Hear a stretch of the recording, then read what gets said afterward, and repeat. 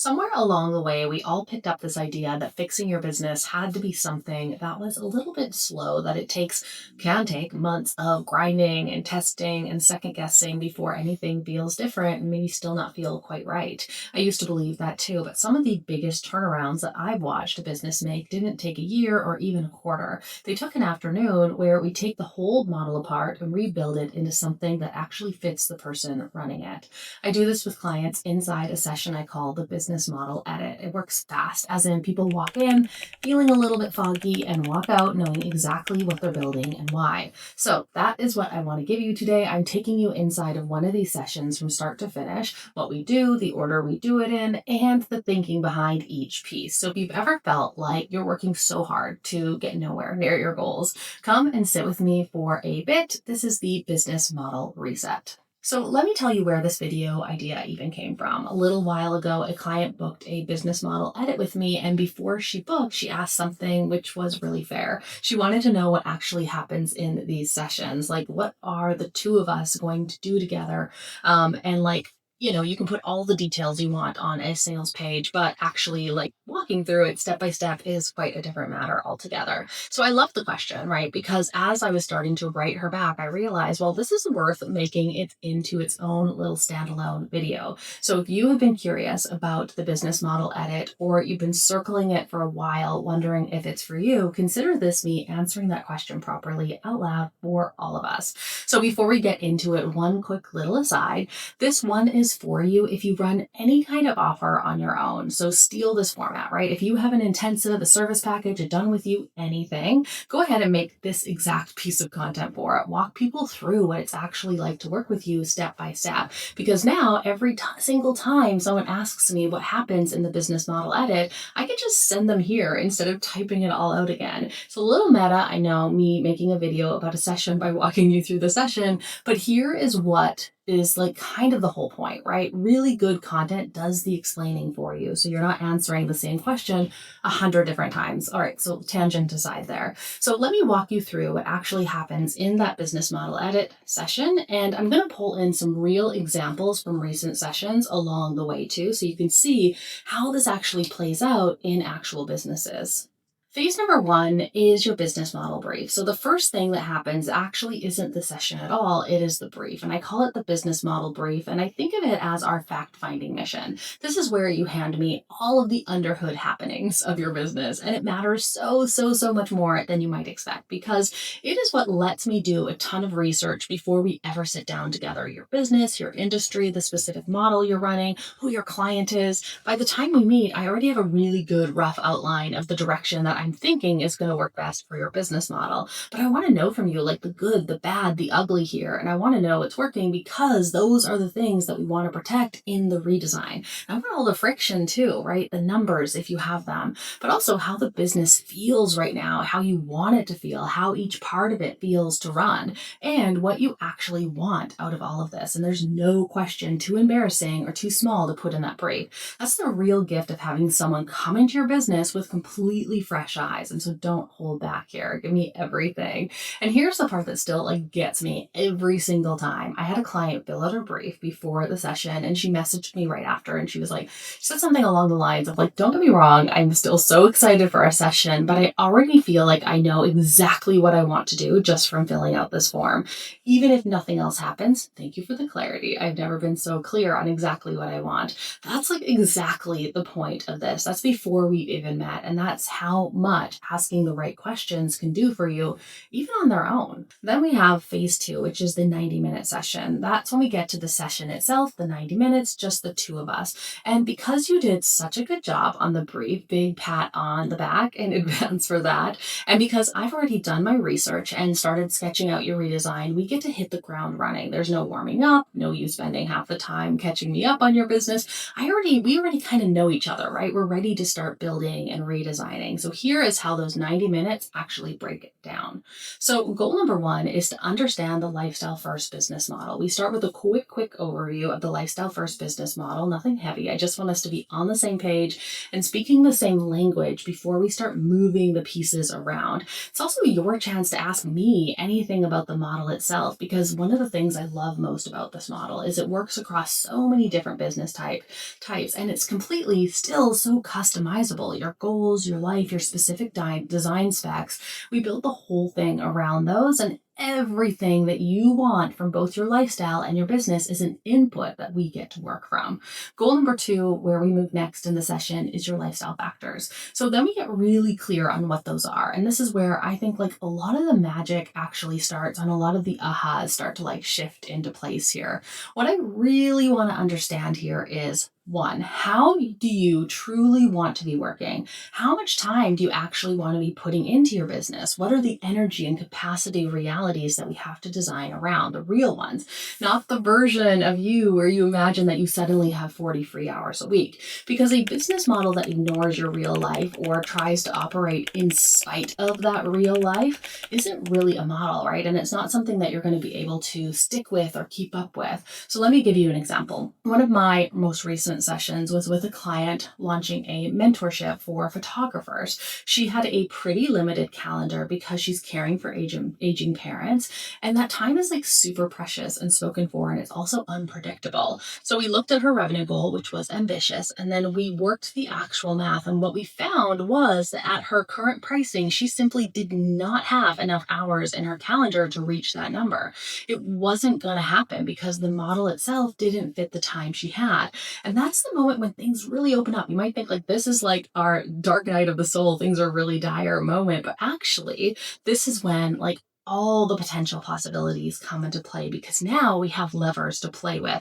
The pricing lever, the deliverable lever. We start adjusting those until the goal and the calendar finally agree with each other. This happens all the time. Someone has a big revenue goal, a specific offer they love, and nobody's like ever sat down to like check the path between the two if it's even possible. Sometimes it is, and that's wonderful. And sometimes it's just this pie in the sky number that they've been carrying around and feeling bad about themselves for not hitting. Goal number three is your positioning. So next we move into that positioning, right? And this is really comes down to four key things: your primary person, the primary problem you solve for them, your primary process, meaning how you solve it and what makes that process yours, and the payoffs. What does life look like for them on the other side of solving that problem, aka working with you?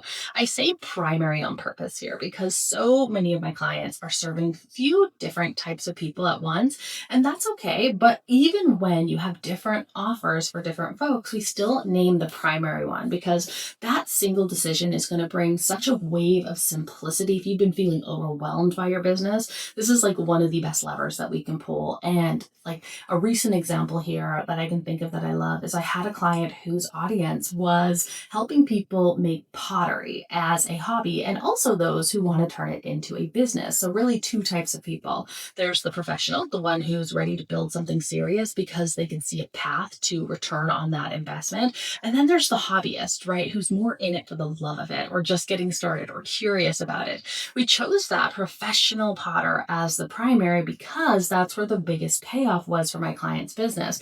Those people were willing to invest because there was that ROI potential. But here's the part like that made it so interesting. She's been at this at a really long time, and she told me that her hobbyists often turn into wannabe professionals, or like professionals, because she teaches them so well that they catch the bug and they decide to just go for it. So choosing a primary isn't about leaving anyone out. It's just like giving the whole business, I would like to say this, a center of gravity to build around, so all roads lead there. Goal number four is your offer suite ecosystem. So this is when we get to the part that everyone is always waiting for. They want to jump here right away, but we can't yet. This is the offer suite ecosystem. And, like I said, people really want to like jump here first. They're eager to talk about about this. They think it all comes back to offers, and I gently pull them back and say, not quite yet. We don't touch your offers until your positioning and your lifestyle factors are locked in. And hopefully by now, after those last couple of examples, you can feel why your offers get built on top of that foundation. We want to make sure that the math works, but we need to know what math we're working within. Skip it, and you're really just guessing with pretty packaging, and that's incredibly difficult to both deliver as well as sell. So this is also the section that is like really the hardest for me to teach in a video like this because it's the most tailored part of the whole thing. It bends completely around your specific business and what you like to do. So this is like really the moment where I'll just like bring in I say like just bring in the pros for this one. Don't try to like design your entire offer suite alone in a vacuum, because we all have these blind spots that we simply cannot see in our own businesses. I even have a coach that I work on with this stuff. So this is the single most powerful lever for actually reaching your goal, whether that's 10K months or 25K months, and how we package it all matters just as much as what's actually inside of those offers. There are usually 4 different offers that we're mapping out together. First is your signature offer. So this one simplifies everything because all roads lead here. You don't need a website with 100 different offers pulling people in 100 different directions. Everything in your whole world points back to that signature offer. Second is your upsell offer. So this is for the people who finish that signature offer and they're ready for the next step. Ideally, it's something with a monthly recurring revenue built in. I do this because I don't want you starting at 0 from every single month trying to hit your number all over again. Third is your downsell offer. So this is for the people who aren't quite ready for the signature offer yet. So we ask, what do we have for them so they still have a way in and as a way of getting them even more ready for that signature offer. And fourth, we have your entry offer stack. This is your low price, blow them away entry product. Think something around $27 with an order bump sitting on top of it, usually $7 to $47, and something small that makes the whole thing easier and more customized for them. We also have the upsell as well. Here is like a little side tip that I give to almost every client. So write this one down. I want you taking at least 50%, at least, usually it's 100% of everything you make from that entry offer stack and pour it back into growth. That is the engine, right? A minimum of half goes back into ads if ads are part of your particular puzzle. And that reinvestment is a huge part of how my clients grow as fast as they do. Goal number 5 is your revenue plan. So once your offers are clear, we move into revenue planning. People hear the word revenue and they go straight to, I want to make 10 grand, right? And that's a lovely goal, but on its own, it's really just a wish with a dollar sign. Real revenue planning works backwards from that number. We want to take that revenue goal and break it down into the sales you actually need to make it. Then we take those sales and we break those down into the leads you'd need to get them. And then we take those leads, we're going even further back. It's like that 5-year-old Y game, and break them down into a traffic that you'd need to generate in the first place. So, and this is like, I think really the moment that like eyes light up and it changes everything, because now we're looking at real numbers. And sometimes you look at that traffic number and it feels completely doable and you get this rush of, oh, I can actually do this. And sometimes you look at it and it scares you a lot, right? That's not a bad thing. That's the plan, just being honest with you early while there's still time to adjust it, instead of 6 months in where you're worn out and wondering why it isn't working. Goal number 6 is your marketing TLC plan. So once we have the revenue plan done, we build out that marketing plan, and I call it the TLC plan, and that stands for traffic, leads, and conversions. So we already know your numbers from the revenue plan. So now it's just really 3 questions. How are we going to generate that traffic? How do we turn that traffic into leads? And how do we turn those leads into sales, which is your sales system? So we keep our focus on the next 90 days. You might have 5 different platforms you want to be on eventually, and that's fine, but I'm going to challenge you to commit to one thing per platform for at least 90 days. So one thing for leads, one thing for traffic, one thing for sales. And we got to get really specific here. Which platform, what is the strategy, what you're doing on a daily and weekly basis, and what you're building along the way in order to set it up. This is where so many of my clients feel this big wave of relief wash over them, and the feeling of like, oh my gosh, I've been trying to be everywhere at once this whole time. And this is where they win back a huge chunk of their time, and they go a lot faster focusing on fewer platforms than when they were like spreading themselves amongst like all of their effort and diluting all of that. And we always like check it again. We go back to those lifestyle factors from earlier. So does the plan actually fit inside of the hours you already have? Goal number 7 is your 12-week plan. So finally, we take this whole beautiful plan and we turn it into the 12-week year. If you know me at all, you know how much I love that book by Brian Moran and Michael Lennington. We build up 6 2-week sprints, and inside of each sprint, we're moving 3 things forward at once. The first is a piece of the business model system itself that we finished designing. Maybe it's a new sales page, building out that upsell offer, whatever piece of that business model you might be missing. The second is a piece of your marketing and content plan. So we take that TLC plan and we pick one part of it to actually put into motion. And the third is a capacity protecting system. So this is one I talk about all the time because it's the one that is like, it compounds. I get the most excited about this one. So we look at something that you've been spending time on every single week or every single day, and we ask, where can we systemize this, automate it, delegate it, or just streamline it so it stops taking so much of your time and we get that time back that we can invest into creating other systems, and you have this beautiful little snowball saving you time along the way. And every single time you do that, you get a little bit back more of your time. So by the end of this 12-week sprint, you haven't just built out your model, you have 6 capacity protecting systems that are each handing you back more and more time. And that compounding back is like, honestly, it's like one of my favorite things to watch happen when we do our little check-ins down the road.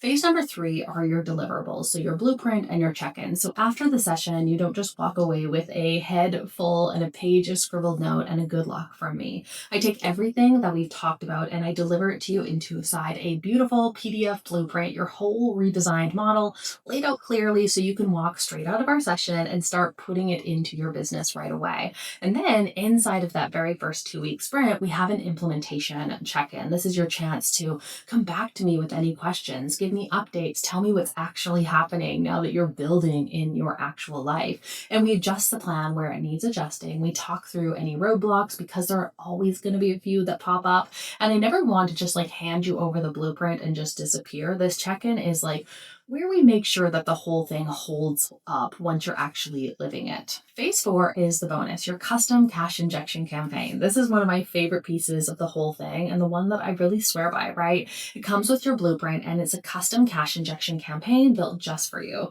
Why I love it so much is a redesigned model is exciting, but building it often takes a little capital, whether you're going to create a new offer, get some other support in, a new page design, maybe some ad spend. So along with your blueprint, you get a short focused promotion mapped to your exact business designed to bring in that capital fast using the offers and the audience that you already have if you have an audience. If not, you have a plan for that too. There are 4 things that make it work. It's customized to you, your offers, your audience, the exact spot in business that you're sitting right now. No generic template that was built for someone else and handed to you. It's mapped and ready to run. So you get the messaging, the angles, the hooks, and the day-by-day calendar. You bring the offer and the plan is already done and waiting for you. And it's yours to run again and again. Once you have it, you can run a version of this anytime, maybe modify it a bit that every time you want to boost. It becomes like this reliable lever that you can pull whenever you need a little bit of extra, a cash injection basically, and it pays for itself. The whole thing is designed to bring in more than you spent on your edit in the first place, often within the first few weeks of running it. So the redesign and the cash to actually build it can come from the very same place. So let me tell you what it can look like in real life. I had a client go through the course version of this work and she identified a brand new coaching offer, built it out, and within 3 days of doing that work, she landed a 10K client. Just 3 days, right? That's really what becomes possible when the plan is finally clear and the money to build it is already on its way. So that's the business model edit from start to finish. It starts with the brief where the clarity begins before we've even met, then the 90-minute session where we build out your model in the right order, your lifestyle first, then your positioning, then your offers, then your revenue plan, and then your marketing. Then you walk out with a 12-week plan and a blueprint you can actually use, a check-in so you're never doing it alone, and a cash injection campaign so you've got the capital to build it. If you have been working so hard for numbers that just really aren't arriving and some part of you has been wondering whether the problem is you, I want you to hear this from me, right? It's almost never you or the container or the life that you are living or the constraints that you have. It's usually about the model, right? And the model is something that we can fix together. So if you want me to take you through your own business model edit, I'll put the link down in the description. Come tell me the good, the bad, the ugly, and let's build the whole thing into something that finally fits you.